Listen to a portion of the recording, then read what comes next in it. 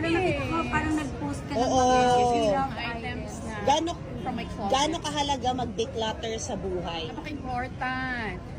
Because ayaw lang naman natin ma-accumulate sila, lalo na kung hindi na sila ginagamit or wala na silang use sa atin, di ba? So, ako naman regularly, almost on a yearly basis yan, I let go of a few of my things by donating o di kaya yung ganun, selling.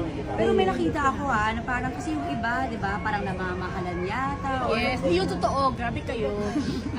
Hindi, pero Nag-research naman nila, yun talaga yung presyo. Nagkano ka, no? Parang nag-comment ka na parang some people are so mean. Diba? Yes. Parang may ilang babae. Ano yun? Honestly, why would I sell naman something na kumbaga would cost more than yung kung ano yung benta ko or purchase ko sa kanya? Hindi naman ganon. But syempre, I would sell something na much less naman than how much I got it for, di ba? Lalo na dahil yung condition niya, depende Hindi mo din. naman